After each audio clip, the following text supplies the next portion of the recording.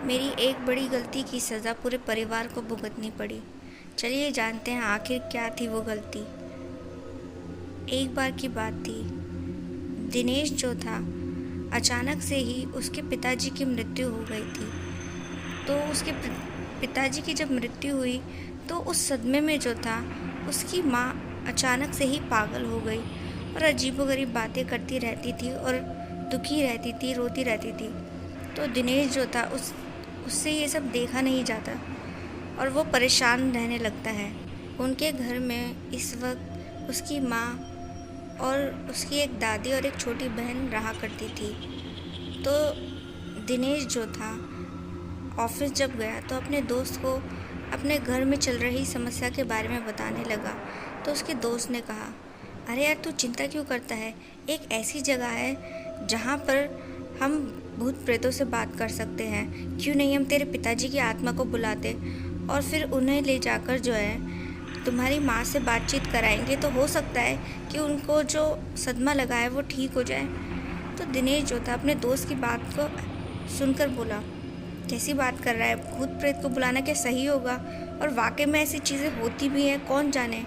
और फिर इसके बाद जो था दिनेश वापस से जब देर रात अपने घर पहुंचा तो उसने देखा कि फिर से उसकी माँ की तबीयत बहुत ख़राब हो गई है और वो उसके पिताजी की फ़ोटो के आगे बैठकर बुरी तरीके से रो रही थी और कह रही थी कि तुम कहाँ चले गए हो, लौट आओ, मैं तुम्हारे बिना नहीं जी सकती। देखो बच्चों का क्या हाल हो गया है। अपनी माँ की हालत को ऐसे देख दिनेश बहुत बेचैन हो गया। यहाँ पर माँ को रोता हुआ देखकर उनकी छोटी बेटी जो थी वो भी रोने लगी। इसके बाद जो था दिनेश अपने कमरे में जाता है और परेशान होकर यहाँ वहाँ टहलने लगता है। तभी जो था उसे अपने दोस्त की बताई हुई बात याद आई। फिर उसके दिमाग में वो सारी बातें घूमने लगी कि वाकई में अगर ऐसा हो सकता है तो उसे ऐसा कर लेना चाहिए। हो सकता है कि इससे जो है उसकी माँ की दिमागी हालत फिर से ठीक हो जाए। तो इसीलिए जो था वो तभी जो था अपने दोस्त को फ़ोन करता है और उसे अपनी बात बताता है। तो यहाँ पर जो उसका दोस्त था उसने कहा, ठीक है यार, तू रात को करीब 10 बजे तक मेरे घर आ जा, फिर हम उस जगह चलेंगे। तो यहाँ पर जो दिनेश था रात को डिनर करने के बाद जो था अपनी बाइक से अपने दोस्त के घर पर पहुँचा और यहाँ पर जो था दोनों दोस्त बाइक पर बैठकर उस जगह पहुँचे। ये जो जगह थी ये पास ही के एक जंगल में थी। अजीबोगरीब दिखने वाला एक खंडर सा था। ये जो दोनों दोस्त थे जब उस खंडर में पहुँचे तो देखा कि एक अजीबोगरीब सी मूर्ति उस खंडर के बीचों बीच रखी थी और वहाँ पर एक काले कपड़े पहने हुए कुछ तांत्रिक टाइप का आदमी बैठा हुआ था। तो दिनेश का दोस्त उस तांत्रिक से मिलता है और उसे अपनी सारी समस्या बता देता है। इस पर उस तांत्रिक ने उन दोनों से कहा, तुम्हारी समस्या दूर हो सकती है, लेकिन याद रखना अगर तुम्हारे पिताजी की जगह कोई और आत्मा यहाँ आ गई तो फिर वो तुम्हारे पीछे लग जाएगी और मरते दम तक तुम्हारा सर्वनाश करके ही मानेगी। ये क्रिया विधि ऐसी है जैसे आग से खेलना, अगर आग से खेलोगे तो जलोगे ज़रूर। तो इस पर दिनेश जो था, हमारी ज़िंदगी तो वैसे ही बर्बाद हो चुकी है बाबा, बस मैं किसी तरीके से भी अपनी माँ को ठीक करवाना चाहता हूँ। अब चाहे उसके लिए जो भी हो, जो होगा देखा जाएगा।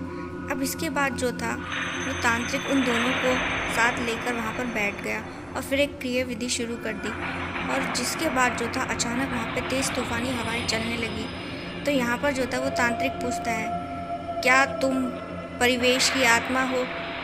तो इस पर वो आत्मा अचानक से हंसने लगी और बोलती है, बिल्कुल भी नहीं, मैं तो कोई और ही हूँ और अब तुम तीनों को मार कर ही दम लूँगी। तभी जो था वो जो आत्मा, अनजान आत्मा वहाँ पर आई थी, उसने उस तांत्रिक बाबा को वहीं ख़त्म कर दिया और फिर इसके बाद जो था उन दोनों दोस्तों की ओर बढ़ने लगी। ये जो दोनों दोस्त थे घबरा कर वहाँ से बाइक पर बैठकर अपने घर निकल गए। दोनों बहुत ही ज़्यादा परेशान थे। तभी जो था दिनेश जब अपने घर पहुँचा तो उसने देखा कि उसके परिवार बहुत ज़्यादा डरा हुआ था। तो जो छोटी बहन थी उसने बताया कि घर के अंदर बहुत ही अजीबोगरीब घटनाएं हो रही हैं, चीज़ें अपने आप ही हिल रही हैं और एक भयानक सी हंसी सुनाई दे रही है। तो यहाँ पर दिनेश जो था वो समझ गया कि ये और कोई नहीं, वही दुष्ट आत्मा है। लेकिन अब क्या किया जाए इसका। उस रात वो पूरा परिवार बड़े ही डरते हुए सो गया। और फिर जब अगले दिन सुबह उठा तो दिनेश को फ़ोन आया कि उसका जो दोस्त है उसने पंखे से लटक कर जान दे दी है। ये सब सुन दिनेश का दिल दहल गया था। उसे ये पता चला कि ज़रूर ये उस आत्मा का ही काम रहा होगा। और फिर जब वो अपने दोस्त के घर पहुंचा तो उसने देखा कि वहाँ पर वही दुष्ट आत्मा उसे दिखाई दे रही थी, जो कि उसे देखकर मुस्कुरा रही थी, जैसे कि अब दिनेश का नंबर है मरने का। और फिर उसी रात जब देर रात दिनेश अपने घर पर सो रहा था तो अचानक से ही किसी की चीख सुनकर उसकी नींद खुली। तो वो दौड़ते हुए जब गया तो उसने देखा कि उसकी माँ के कमरे में वही दुष्ट आत्मा उसकी माँ की जान लेने की कोशिश कर रही थी। उसने दिनेश की माँ का गला पकड़ लिया था और उसे मारने की कोशिश में लगी थी। ये देख दिनेश किसी तरीके से अपनी माँ को बचाने की कोशिश करता है, लेकिन उसकी ताकत उस आत्मा की ताकत के आगे कमज़ोर थी। तभी जो था घर के बाकी सदस्य भी वहाँ पर आ गए। ये सब देख सब बहुत डर गए थे। तभी दादी जी ने कहा, बेटा तुम जल्दी से मंदिर में जाकर गंगा जल लेके आ जाओ, ये दुष्ट आत्मा अब उसी से रुकेगी। इसके बाद जो था दिनेश जल्दी से जाकर मंदिर से गंगा जल लेकर आता है और जैसे ही उस दुष्ट आत्मा पर छिड़कता है तो वो गायब हो जाती है। और फिर दिनेश अपनी दादी को सब कुछ सच सच बता देता है, जिसके बाद दादी जी कहती हैं कि एक पंडित जी हैं जो अब हमारी मदद कर सकते हैं। और फिर वो अगले ही दिन जो था उन पंडित जी से मिलने उनके घर पहुंचते हैं। तो पंडित जी को सारी घटना बता देते हैं। अब इसके बाद पंडित जी बड़ा ही गुस्सा करते हैं दिनेश के ऊपर और दिनेश जो था उनसे कहता है, मैं जानता हूँ कि मुझसे बहुत बड़ी गलती हुई है, लेकिन प्लीज़ आप मेरी फैमिली को बचा लीजिए, भले ही मुझे कुछ भी हो जाए। मेरी गलती की सज़ा मेरे बाकी परिवार को नहीं मिलनी चाहिए। पंडित जी उसी रात उनके घर पहुँचते हैं और वहाँ पर कुछ हवन वगैरह करते हैं, जिसके बाद जो था वो बुरी ताकत अचानक से उनके सामने आ जाती है और कहती है, कुछ भी हो जाए मैं इन लोगों को नहीं छोड़ने वाली, मैं खुद से यहाँ नहीं आई, इन्होंने ही मुझे बुलाया था। इस पर पंडित जी कहते हैं, तुझे नहीं बुलाया था, अपने पिताजी की आत्मा को बुलाया था, तू झूठ मत बोल। तो इस पर जो था वो आत्मा जैसे ही पंडित जी की ओर बढ़ती है, पंडित जी उस आत्मा पर एक अभिमंत्रित जल छिड़कते हैं, जिसके बाद वो आत्मा वहाँ से हमेशा हमेशा के लिए चली जाती है। और फिर इस तरह जो था पंडित जी की सहायता के साथ दिनेश का परिवार बच गया। और दिनेश जो था पंडित जी को धन्यवाद करता है और अपने परिवार से जो है माफ़ी मांगता है, कहता है कि लाइफ में फिर कभी वो ऐसी गलती नहीं करेगा।